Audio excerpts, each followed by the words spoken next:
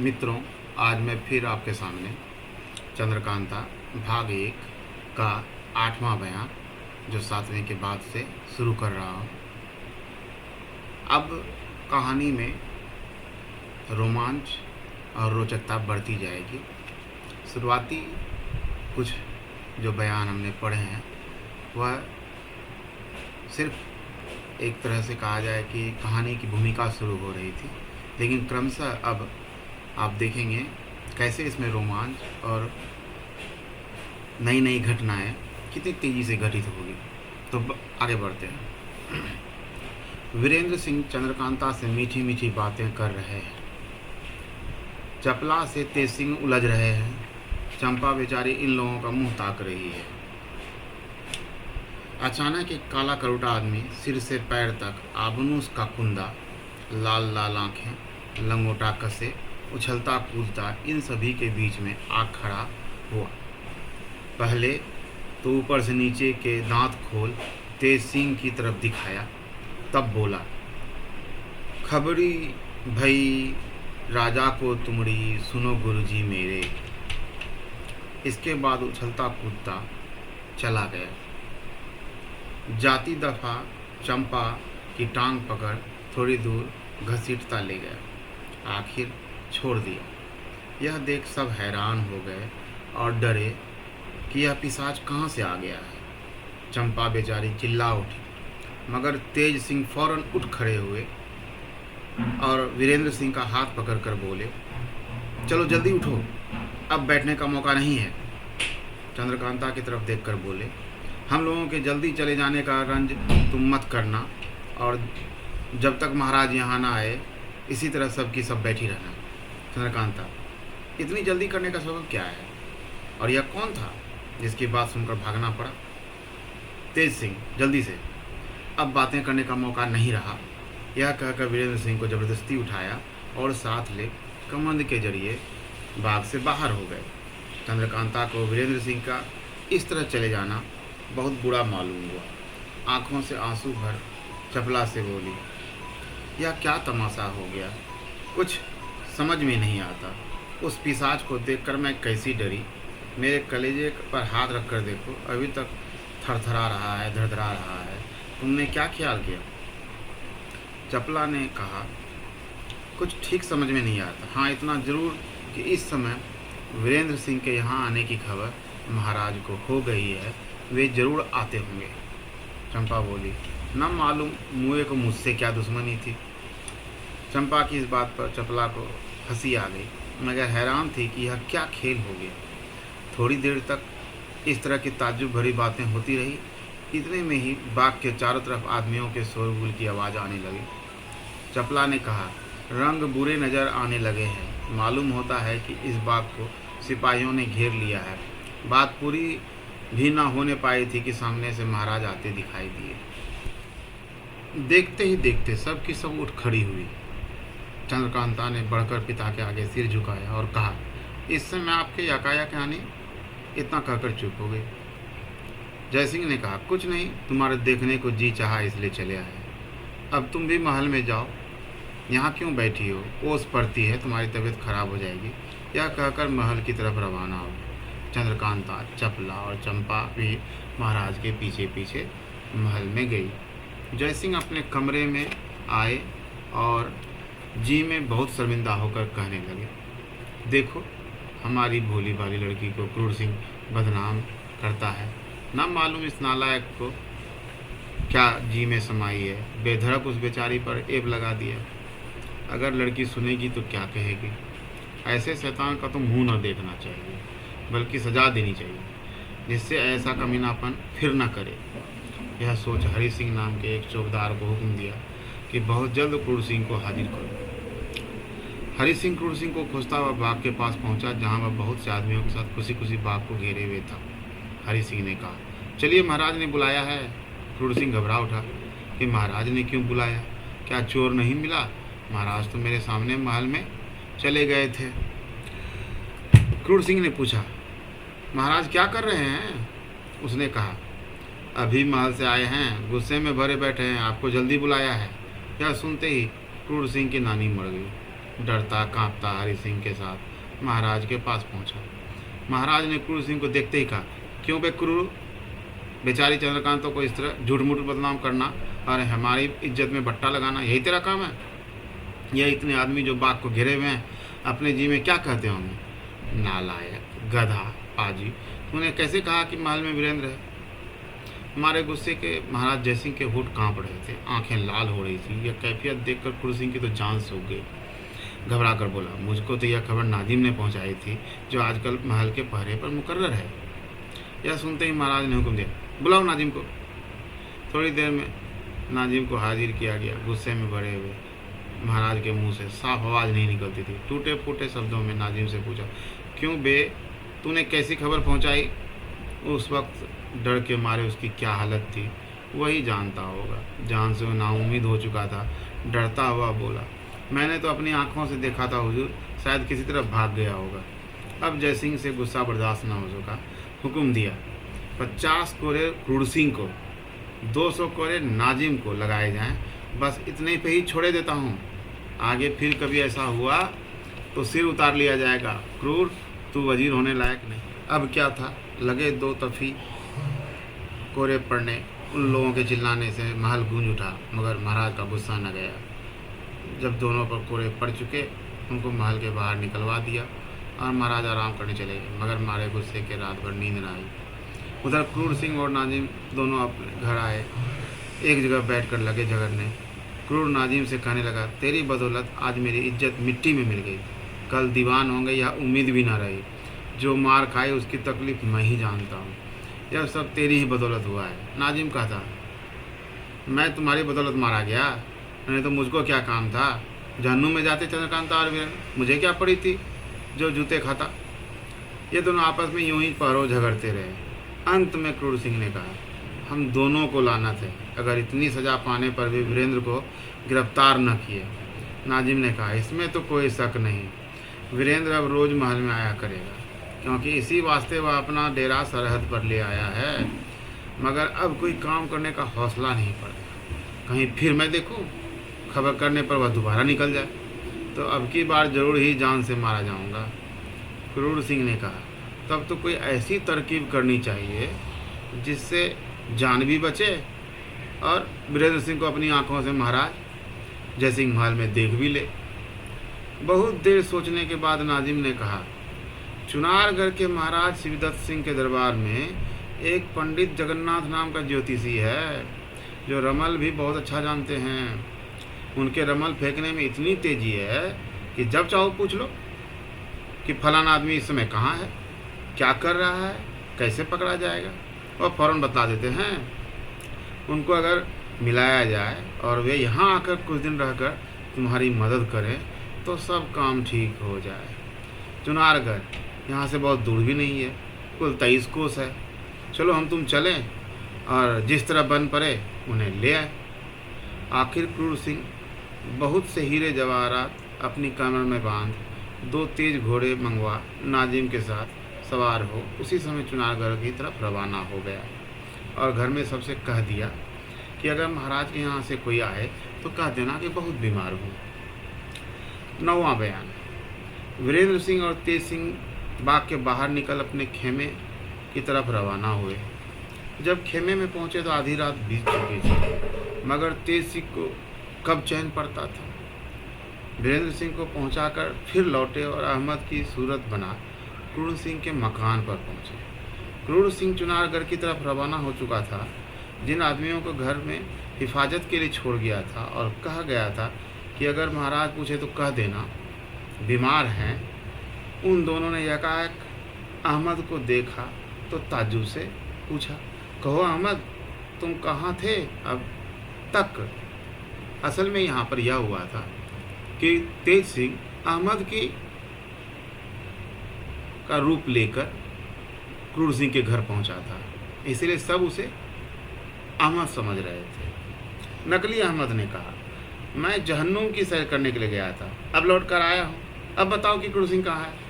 सभी ने उसका पूरा हाल सुनाया और कहा, अब चुनारगढ़ गए हैं, तुम भी वहीं जाते तो अच्छा होता। अहमद ने कहा, हाँ मैं भी जाता हूँ, अब घर न जाऊँगा, सीधे चुनारगढ़ ही पहुँचता हूँ। यह कह वहाँ से रवाना हो अपने खेमे में आए और वीरेंद्र सिंह से सब हाल कहा। बाकी रात आराम किया। सवेरा होते ही नहा धो कुछ भोजन कर सूरत बदल विजयगढ़ की तरफ रवाना हुए। नंगे सिर हाथ पैर मुंह पर धूल डाले रोते पीटते महाराज जयसिंह के दरबार में पहुंचे। इनकी हालत देखकर सब हैरान हो गए।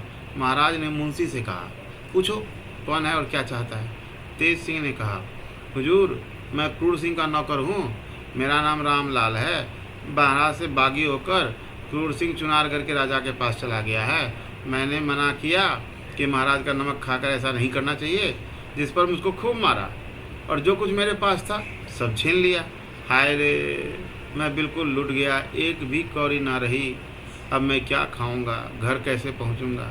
लड़के वाले 3 बरस की कमाई खोजेंगे, कहेंगे कि रजवाड़े की कमाई क्या लाए हो, उनको क्या क्या दूंगा। दुहाई महाराज की, दुहाई दुहाई। बड़ी मुश्किल से सभी ने चुप कराया। महाराज को बड़ा गुस्सा आया। हुक्म दिया, क्रूर सिंह कहाँ है, ढूंढ कर लाओ। चौबदार खबर लाया, बहुत बीमार हैं, उठ नहीं सकते। रामलाल तेज सिंह से बोला, दुहाई महाराज की, यह भी उन्हीं की तरफ मिल गया। झूठ बोलता है, मुसलमान सब उसके दोस्त हैं। दुहाई महाराज की, खूब तहकीकात की जाए। महाराज ने मुंशी से कहा, तुम जाकर पता लगाओ कि क्या मामला है। थोड़ी देर बाद मुंशी वापस आए और बोले, महाराज क्रूर सिंह तो घर में नहीं है और घर वाले कुछ बताते नहीं हैं कि कहाँ गए हैं। महाराज ने कहा, जरूर चुनारगढ़ गया होगा। अच्छा, उसके यहाँ से किसी प्यादे को बुलाओ। हुक्म पाते ही चौबदार गया और बदकिस्मत प्यादे को पकड़ लाया। महाराज ने पूछा, क्रूर सिंह कहाँ गया है। प्यादे ने ठीक पता नहीं दिया। रामलाल ने फिर कहा, दुहाई महाराज की, बिना मार खाए ना बताएगा। महाराज ने मारने का हुक्म दिया। पीटने के पहले ही उस बदनसीब ने बतला दिया कि चुनारगढ़ गए हैं। महाराज जयसिंह को क्रूर का हाल सुनकर जितना गुस्सा आया, रात भर गुस्से में थे ही वो, अब उनसे बर्दाश्त न हो रहा था। हुक्म दिया, पहला, क्रूर सिंह के घर के सब औरत मर्द घंटे भर के अंदर जान बचाकर हमारी सरहद के बाहर चले जाए। दूसरा, उसका मकान लूट लिया जाए।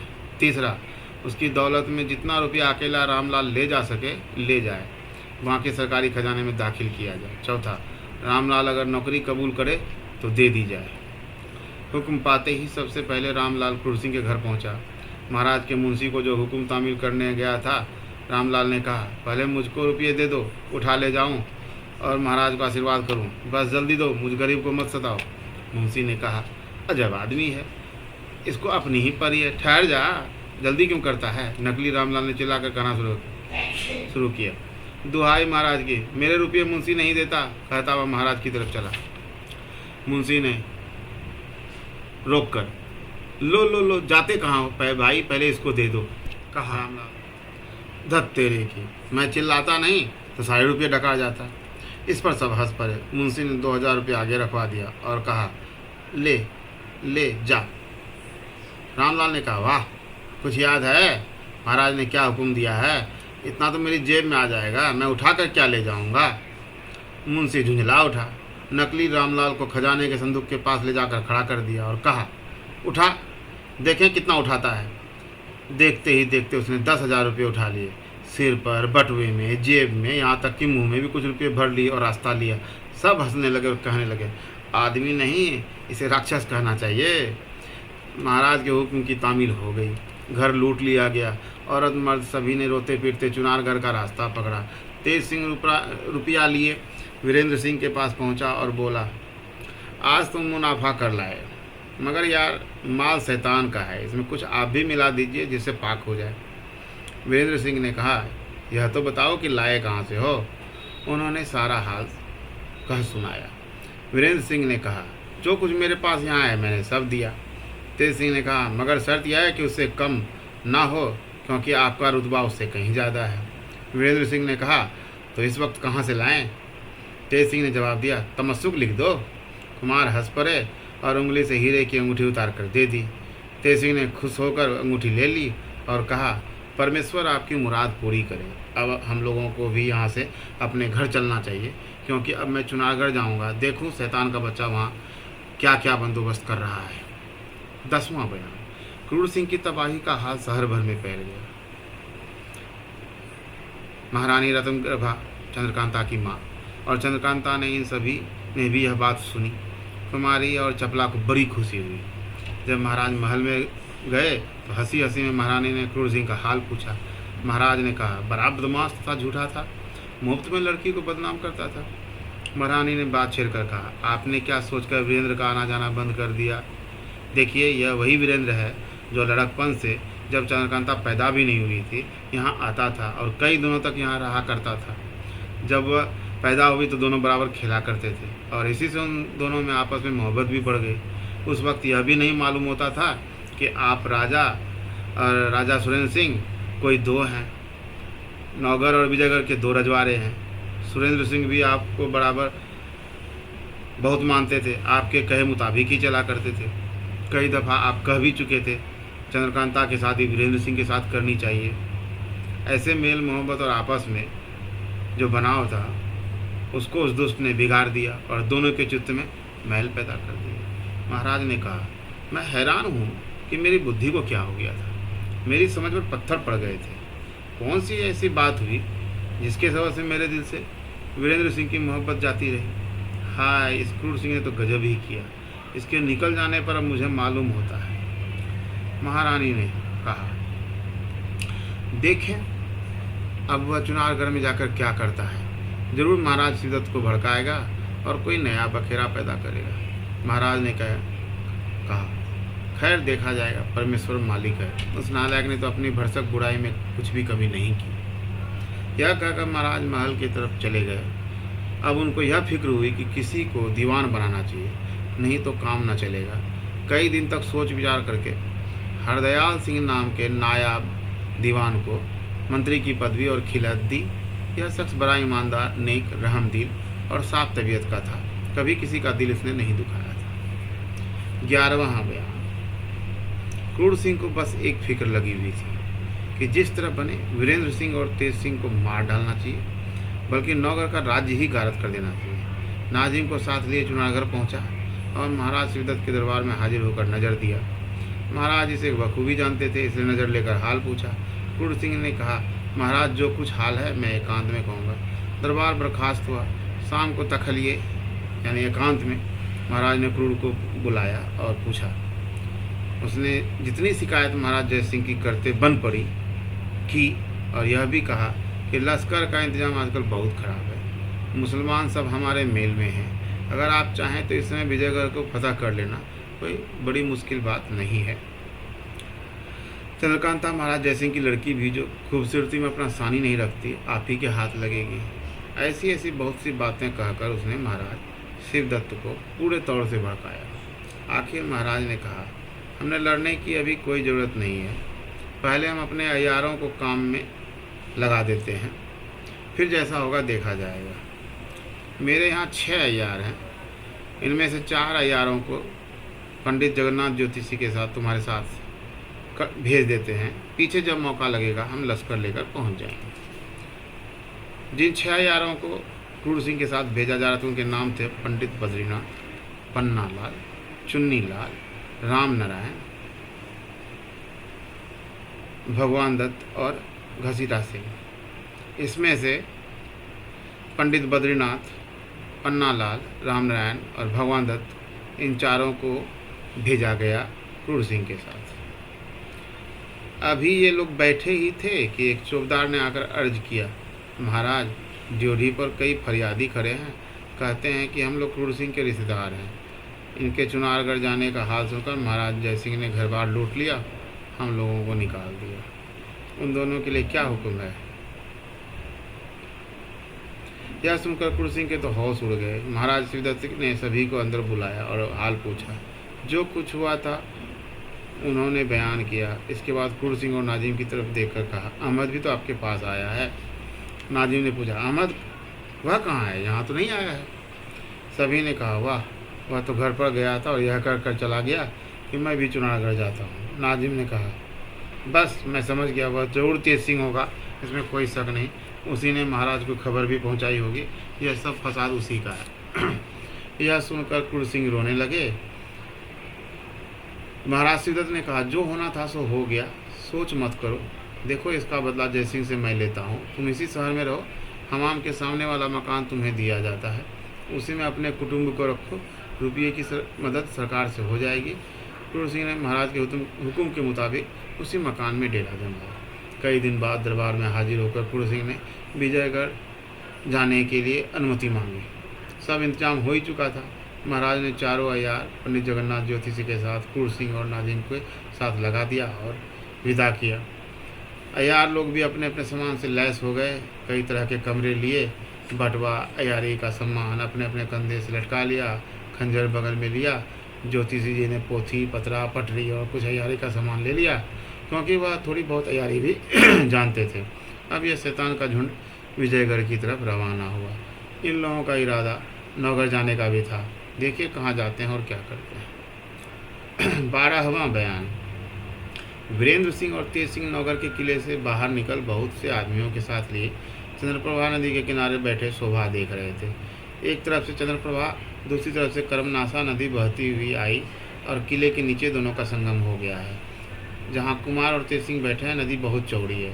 उस पर साखू का बड़ा भारी जंगल है, जिसमें हजारों मोर तथा लंगूर अपनी अपनी बोलियाँ और किलकारियों से जंगल की शोभा बढ़ा रहे हैं। कुंवर वीरेंद्र सिंह उदास बैठे हैं। चंद्रकांता के विरह में मोरों की आवाज़ तीर सी लगती है, लंगूरों की किलकारी वज्र सी मालूम होती है। शाम को धीमी धीमी ठंडी हवा लू का काम करती है। चुपचाप बैठे नदी की तरफ देख ऊंची सांसें ले रहे हैं। इतने में एक साधु राम रज से रंगी हुई कफनी पहने, रामनंदी तिलक लगाए, हाथ में खंजरी लिए, कुछ दूर नदी के किनारे बैठा यह गाता हुआ दिखाई पड़ा। ग्रह चुनार क्रूर बहुरंगी, लाए 4 चितारी। चितारी मतलब अय्यार।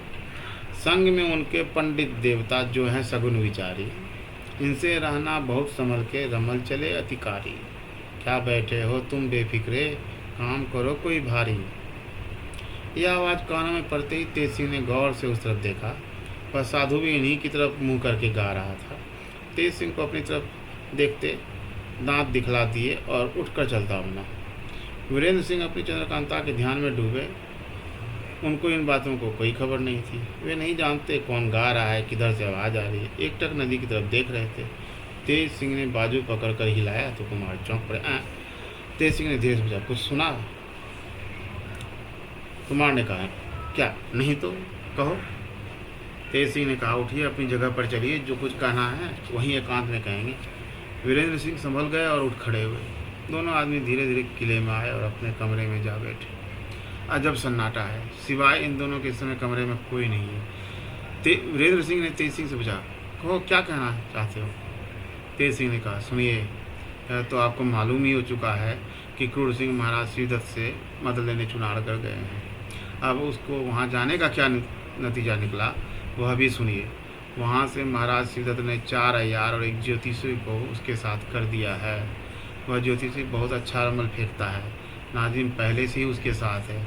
अब उन लोगों की मंडली भारी हो गई है। ये लोग कम फसाद नहीं करेंगे, क्योंकि इसलिए मैं अर्ज करता हूँ कि आप संभल कर रहिएगा।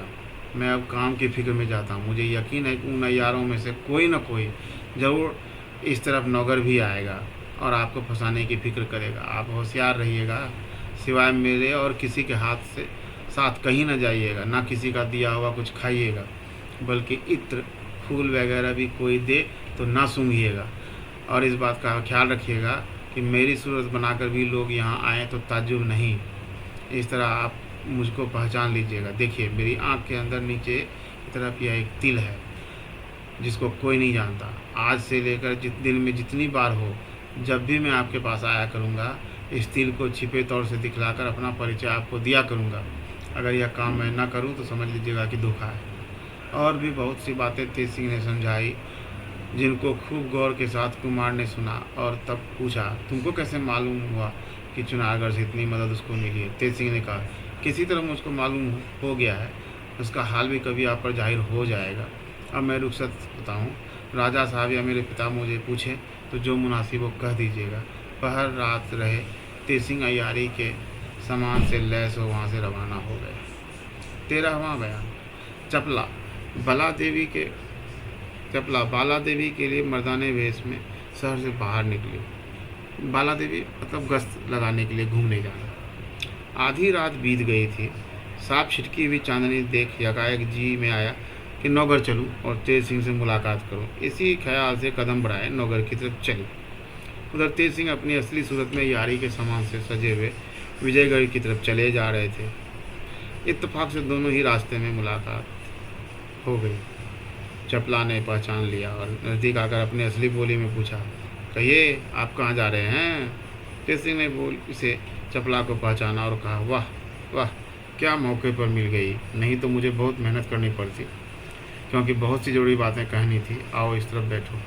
एक साफ पत्थर की चट्टान पर दोनों बैठ गए। चपला ने कहा, कहो वह कौन सी बातें हैं? तेज सिंह ने कहा, सुनो, यह तो तुम जानती ही हो कि चुनार गड़ गया है। अब वहाँ का हाल सुनो। 4 अय्यार और एक पंडित जगन्नाथ ज्योतिषी को महाराज शिवदत्त ने मदद के लिए उसके संग कर दिया है और वे लोग यहाँ पहुँच गए हैं। उनकी मंडली अब भारी हो गई है और इधर हम तुम दो ही हैं, इसलिए अब हम दोनों को बड़ी होशियारी करनी पड़ेगी। वे अय्यार लोग महाराज को भी पकड़ ले जाएं तो ताज्जुब नहीं, चंद्रकांता के वास्ते तो आए ही हैं। इन्हीं सब बातों से तुम्हें होशियार करने में चला था। चपला ने पूछा, फिर अब क्या करना चाहिए?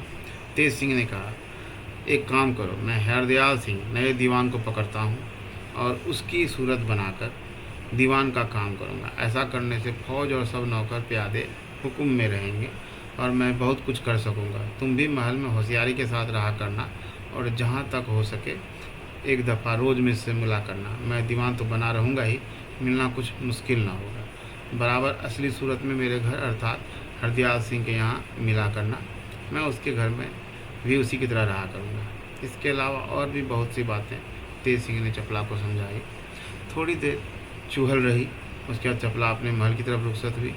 तेज सिंह ने बाकी रात उसी जंगल में काटी और सुबह होते ही अपनी सूरत एक गंधी यानी इत्र बेचने वाले की बनाई और कई शीशी इत्र के कमर और 2 एक हाथ में ले विजयगढ़ की गलियों में घूमने लगे। दिन भर इधर उधर फिरते रहे। शाम के वक्त मौका देख हरदयाल सिंह के मकान पर पहुंचे। देखा कि दीवान साहब लेटे हुए हैं और 2-4 दोस्त सामने बैठे गप्पे उड़ा रहे हैं। बाहर भीतर खूब सन्नाटा है। तेज सिंह इत्र की शीशियाँ लिए सामने पहुंच गए और सलाम कर बैठ गए। तब कहा, लखनऊ का रहने वाला गंधी हूँ, आपका नाम सुनकर आप ही के लायक अच्छे अच्छे इत्र लाया हूँ।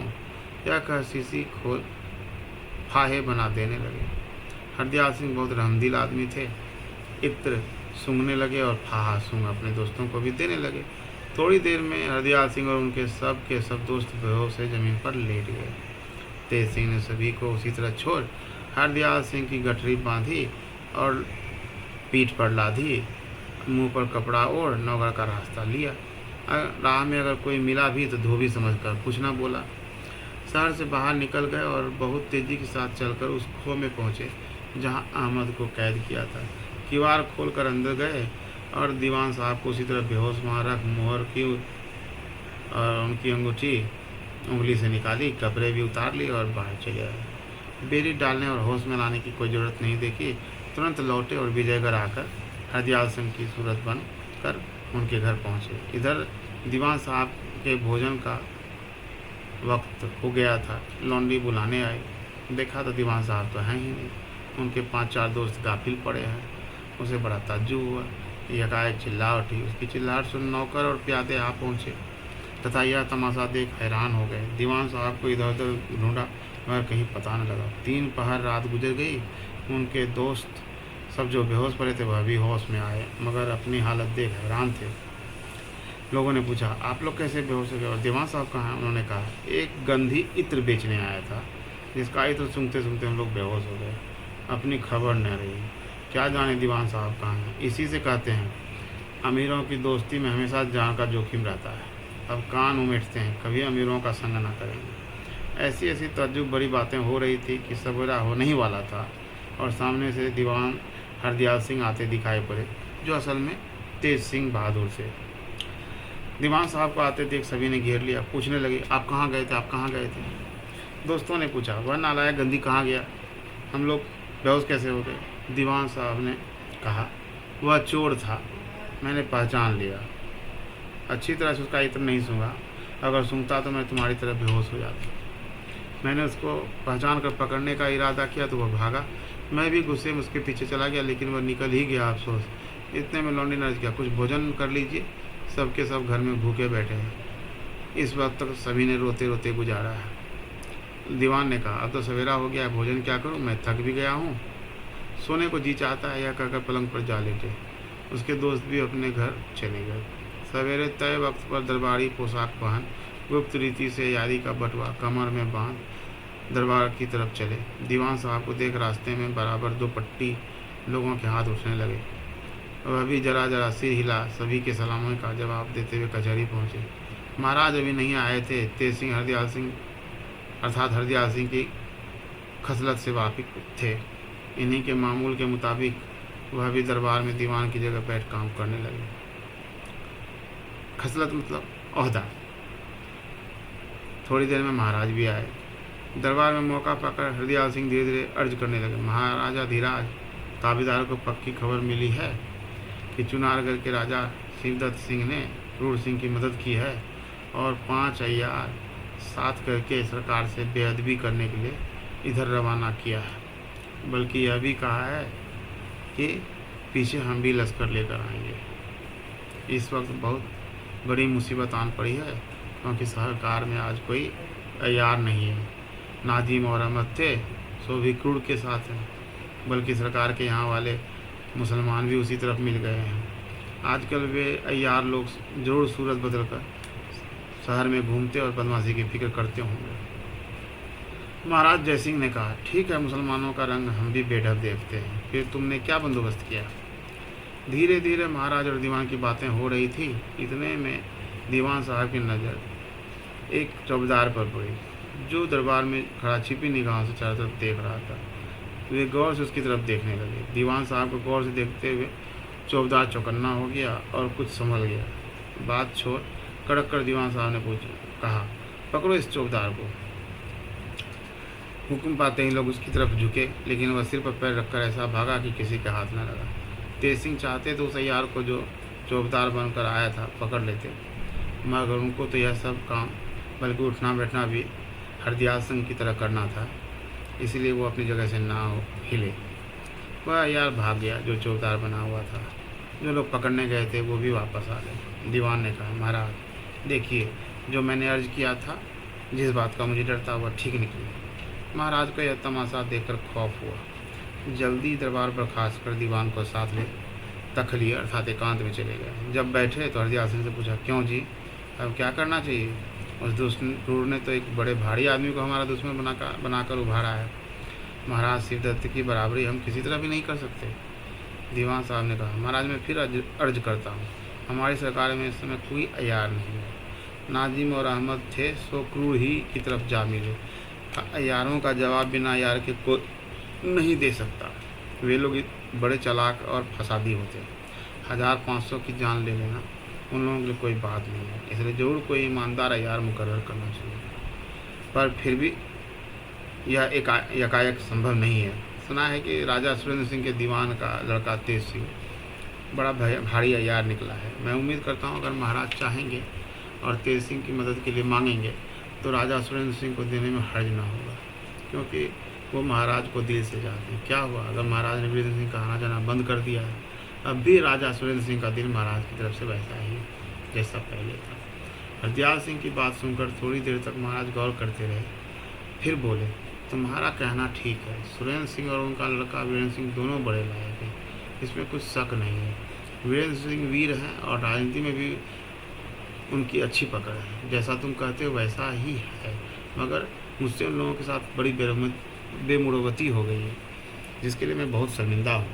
मुझे उनसे मदद मांगते शर्म महसूस होती है। इसके अलावा क्या जाने उनको मेरी तरफ से कैसा रंज हो। हाँ, तुम जाओ और उनसे मिलो। अगर मेरी तरफ से कुछ मलाल हो उनके दिल में तो उसको मिटाओ और तेज सिंह को लाओ तो काम चले।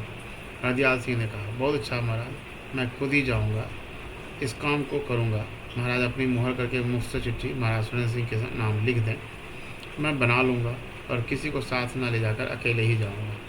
महाराज ने हरदयाल सिंह की बात पसंद की और एक चिट्ठी अपने हाथ से लिखी, अंगूठी की मुहर कर उनके हवाले किया। हरदयाल सिंह महाराज से विदा हो गए, अपने घर आए, मगर अंदर जनाने में न जाकर बाहर ही रहे। खाने को बाहर ही मंगवाया, खा पी कर बैठे और सोचने लगे चपला से मिलकर यह सब हाल कहें तो जाएं। थोड़े दिन बाकी था जब चपला आई। एकांत में ले जाकर हरदयाल सिंह ने सब कहा। वह चिट्ठी भी दिखाई जो महाराज ने लिख कर दी थी। चपला बहुत ही खुश हुई और बोली, हरदयाल सिंह तुम्हारे मेल में आ जाएगा, वह बहुत ही लायक है, तुम जाओ इस काम को जल्दी करो। चपला तेज सिंह की तारीफ करने लगी।